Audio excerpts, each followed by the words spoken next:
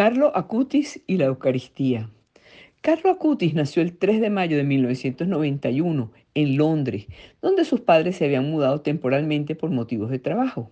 Su mamá, Antonia Salzano, era una mujer joven, exitosa, de una familia intelectual, pero que estaban alejados de la fe. Y ella se cuestionaba siempre su forma de vivir. Había ido 3 veces a misa en su vida: el día de su bautismo, su primera comunión y el día de su matrimonio. Para cuidar a Carlos mientras ella trabajaba tanto, le contrató una niñera polaca llamada Beata, quien le hablaba al niño en muchas ocasiones acerca de Dios. Un día, cuando Carlos tenía 4 años, le pidió a su mamá: Mami, vamos a entrar en la iglesia para decirle hola y mandarle besos a Jesús en la cruz. Carlos le hacía muchas preguntas a su mamá acerca de Dios. Por eso, ella, tan intelectual, se inscribió en unas clases de teología para poder responder las preguntas de su hijo. Y poco a poco se fue convirtiendo. Sin duda, Beata, la niñera polaca, fue la responsable del gran inicio de la devoción a Dios de Carlo. La piedad del niño crecía. El padre Aldo Locatelli, quien lo acompañó espiritualmente, le pidió autorización para celebrar la primera comunión de Carlo a Monseñor Pasquale Macchi, antes de que lo que la ley prescribía. Por cierto, Monseñor Pasquale Macchi fue luego secretario de Pablo VI.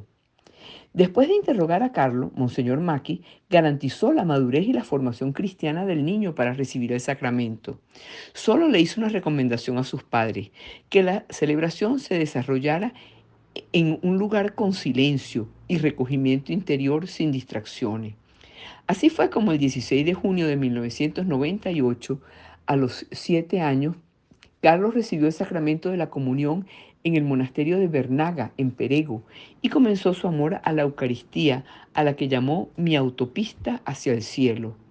Diariamente asistía a misa, rezaba el rosario, realizaba un momento de adoración eucarística antes y después de la celebración.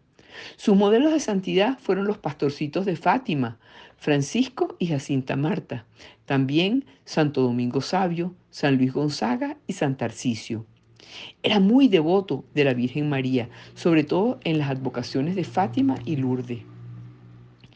Describía su forma de orar diciendo: yo no hablo con palabras, solamente me recuesto sobre el pecho de Jesús, como lo hizo San Juan en la última cena.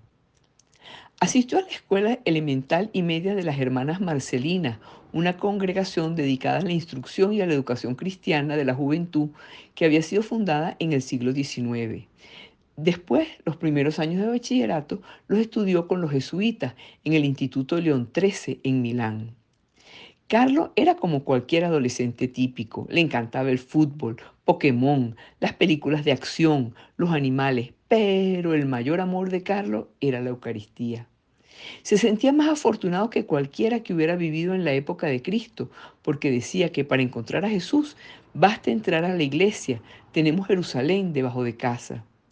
Con frecuencia se acercaba también al sacramento de la reconciliación.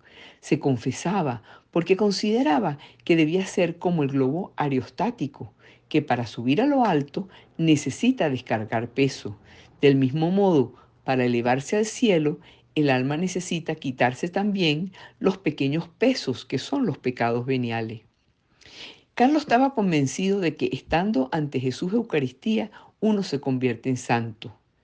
Se preguntaba a menudo por qué se ven filas kilométricas de personas que permanecen horas para ver un concierto de rock o una película, pero no se ven las mismas filas frente a Jesús Eucaristía.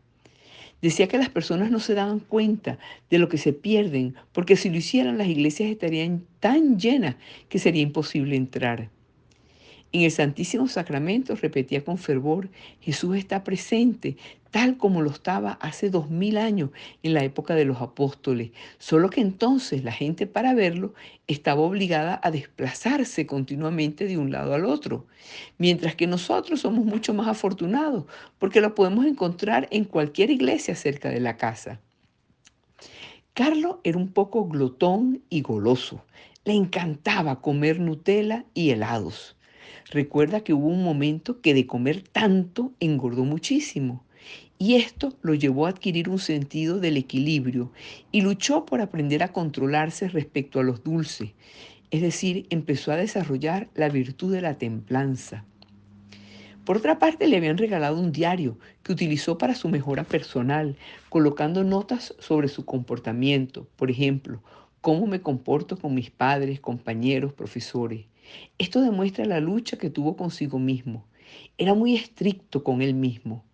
A pesar de que tenían una persona que iba a limpiar y arreglar la casa, a Carlos no le parecía bien que tuvieran que recoger su desorden. Por eso se despertaba antes para tener la habitación limpia y hacer la cama. Uno de los empleados del hogar de los Acutis se llamaba Rajesh y era hindú. Entre él y Carlos nació una profunda amistad, hasta el punto de que Rajesh se convirtió y pidió recibir los sacramentos. Rajesh cuenta que Carlos le decía que sería más feliz si se acercaba a Jesús. Por eso pidió el bautismo cristiano, porque él lo contagió y cautivó con su profunda fe, su caridad y su pureza. Dice Rajesh que siempre lo consideró como alguien fuera de lo normal, porque un muchacho tan joven, buen mozo y tan rico normalmente prefiere llevar una vida distinta.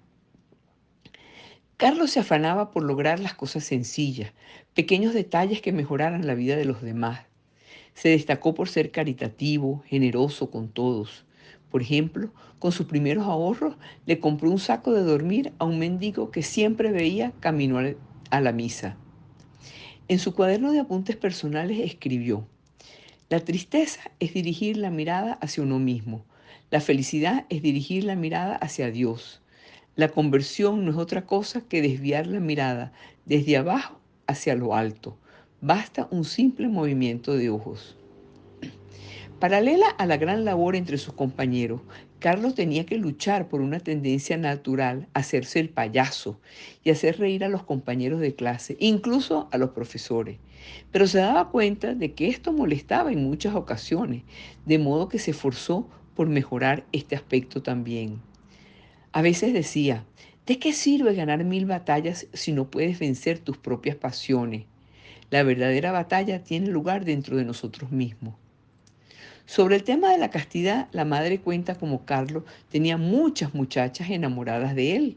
Era un joven buen mozo y con éxito. No le era difícil tener muchas novias si hubiera querido, pero era consciente de la gran dignidad de cada ser humano y de que cada persona refleja la luz de Dios. Carlos estaba verdaderamente convencido de que el cuerpo es templo del Espíritu Santo. En esa línea tenía claro que la sexualidad era algo muy especial y que tenía que ser para el propósito que Dios le había creado. Así que con frecuencia decía a sus compañeros de clase y los animaba a ser castos, a vivir la castidad. Le dolía mucho ver cómo los jóvenes usaban la pornografía para su propio placer, lo que era una falta de caridad y de alguna manera una forma de traicionar el proyecto que Dios tenía para ellos. En el año 2002 acompañó a sus padres a Rimini. Carlos quedó fascinado por la gente y las exposiciones que vio y se le ocurrió una idea, una exposición sobre los milagros eucarísticos. Su madre Antonia cuenta que Carlos estaba convencido de que la gente así podría darse cuenta de que verdaderamente en el pan y el vino consagrado están el cuerpo y la sangre de Cristo, que no hay nada simbólico, sino que es la posibilidad real de encontrarse con Él. Con 11 años, Carlos le pidió a su papá y a su mamá que lo llevaran a visitar los milagros eucarísticos. Comenzaron en Italia y luego en el resto de Europa. Todos los milagros eucarísticos los documentaba con escritos y fotos, y esto se convirtió en su gran legado. A esa edad se le pidió ayudar en la catequesis y luego fue catequista. Creía que este sería un modo nuevo de acercar al misterio de Cristo en la Eucaristía. Como buen catequista se desvivía por encontrar nuevas formas para ayudar a los demás a reforzar su fe. Carlos era adepto a los ordenadores, a las computadoras. Tenía mucha facilidad para la informática. Entre sus amigos era considerado como un genio para su edad. Le fascinaba el bien potencial que podían aportar. Veía Internet como una forma de evangelizar y se dedicó con pasión a cultivar y testimoniar su fe, realizando principalmente páginas web y películas, diseños fotográficos y programación, tanto que se habla de él como de un posible patrono de Internet. Carlo ideó y organizó un material audiovisual relacionado con los milagros eucarísticos y esto le llevó aproximadamente 3 años. En el año 2005 cumplió su objetivo, terminando la exposición. Con el tiempo creó esa exposición de milagros eucarísticos que sigue recorriendo el mundo. Este recurso está basado en la web y permite a la gente aprender sobre la fe, sobre la verdad de Cristo en la Eucaristía y ahora está traducido a 17 idiomas.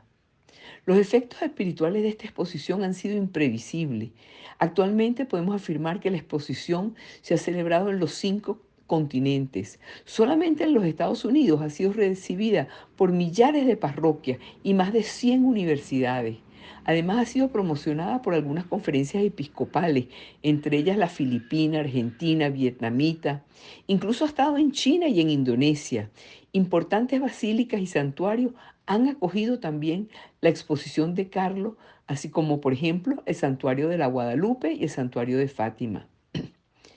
Estas exposiciones de los milagros eucarísticos están también disponibles online y ha dado la vuelta al mundo en los 5 continentes. Carlos estaba convencido de que la exposición sobre los milagros eucarísticos en el mundo demuestra el culto que nutre hacia el Santísimo Sacramento y que también sirve como ocasión para hacer que las personas caigan en cuenta de que verdaderamente en la hostia y en el vino consagrado están el cuerpo y la sangre de Cristo, de que no hay nada simbólico, sino que es una posibilidad real de encontrarlo. En aquel periodo Carlos era catequista y esta exposición le parecía que era una forma de ayudar a otras personas a pensar y a caer en cuenta de la importancia de la Eucaristía. El Dicasterio para la Comunicación de la Santa Sede ha realizado también un documental sobre ella y ha aprobado esta exposición de milagros. Otras exposiciones que también hizo Carlos fueron las de las apariciones y los santuarios marianos en el mundo. También otras sobre ángeles y demonios y otras sobre al infierno, purgatorio y paraíso. Carlos decía que quería sacudir a las almas y nosotros podemos agregar que esta sacudida a las almas ha dado muchos frutos.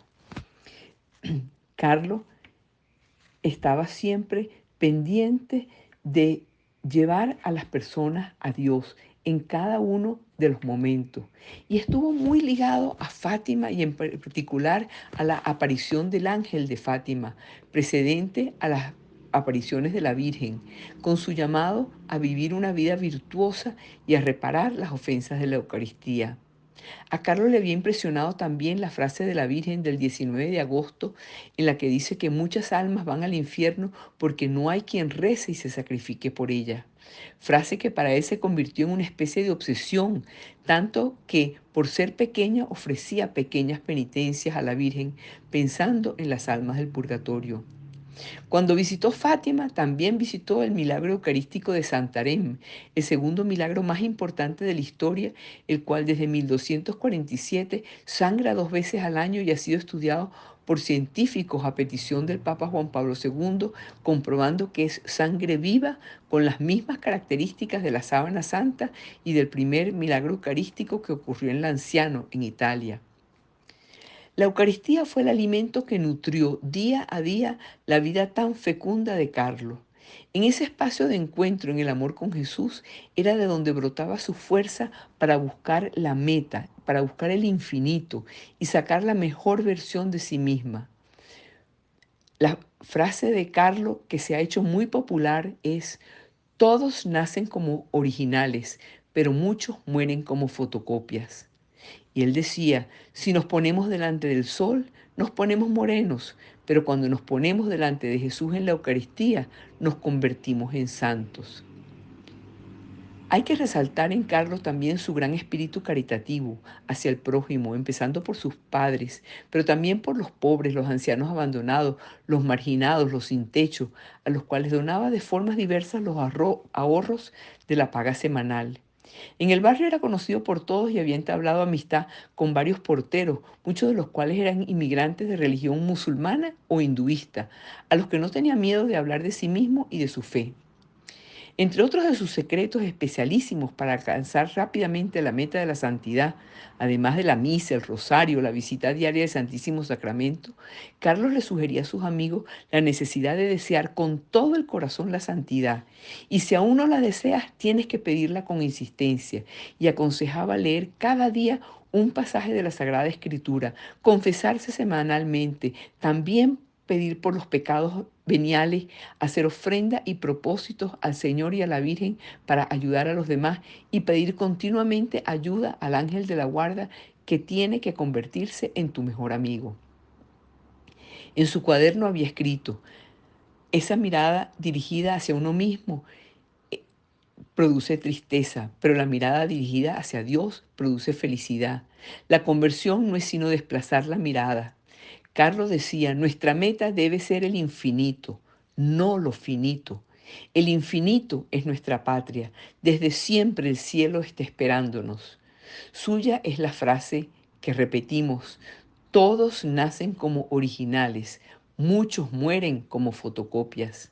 Para dirigirse a esa meta y no morir como fotocopia, Carlos decía que nuestra brújula tiene que ser la palabra de Dios, con la que tenemos que confrontarnos constantemente. Pero para una meta tan alta hacen falta medios muy especiales, los sacramentos y la oración. En especial, Carlos situaba en el centro de su vida el sacramento de la Eucaristía, que llamaba, como dijimos antes, mi autopista al cielo. En las vacaciones con sus padres antes de enfermarse, le preguntó a su mamá: mamá, ¿tú crees que yo debería ser sacerdote? Comunicando indirectamente ese deseo suyo, probablemente inconsciente. Hoy, su madre es consciente de que su hijo está siendo de sacerdote desde el cielo. En efecto, Carlos no comprendía que los estadios estuvieran tan llenos para los conciertos y las iglesias vacías.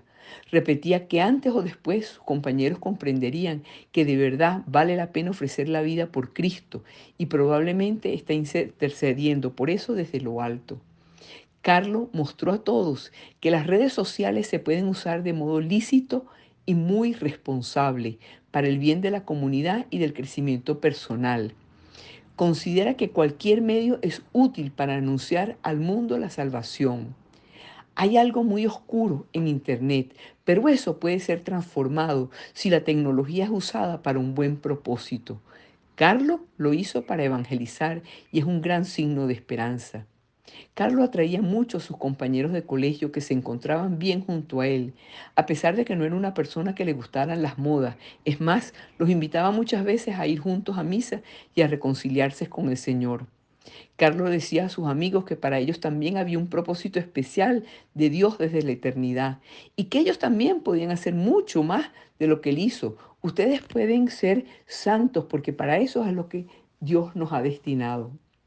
A comienzos del año escolar del 2006, Carlos no se encontraba bien. Parecía una gripe normal.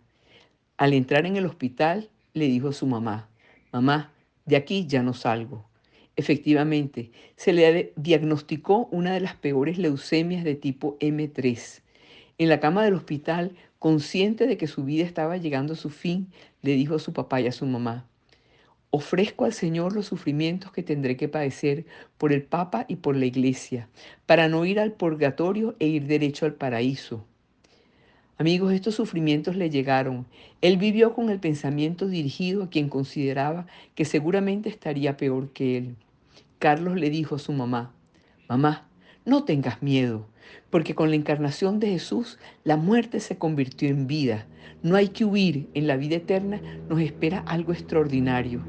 Pidió la unción de los enfermos y falleció tranquilamente el 12 de octubre del año 2006. En el funeral no cabía nadie más, muchas personas que la familia no había visto en la vida, y es que Carlos, a escondidas, había ayudado a un innumerable número de personas, como inmigrantes, personas sin techos en la calle, con quienes compartía su comida. Sus restos mortales hoy están en la ciudad de Asís, esa pequeña ciudad de San Francisco de Asís, un santo al que Carlos veneraba mucho y donde la familia tenía una segunda casa y donde él había pedido expresamente que lo sepultaran. El proceso de beatificación comenzó el 15 de febrero del 2013 y casi 4 años después se cerró en Milán la fase diocesana, cuando ya su fama de santidad había explotado a nivel mundial de manera completamente misteriosa, pero al mismo tiempo comprensible. Podemos decir que así como Carlos era famoso entre sus compañeros de clase por la facilidad para programar las computadoras, para montar películas, videos, así su vida y su figura son ahora familiares a centenares de millares de muchachos y muchachas gracias a las redes de Internet. Algunas asociaciones, parroquias e institutos incluso lo han elegido como modelo para los jóvenes porque han aprendido de Carlos Acutis que con Dios siempre ganamos.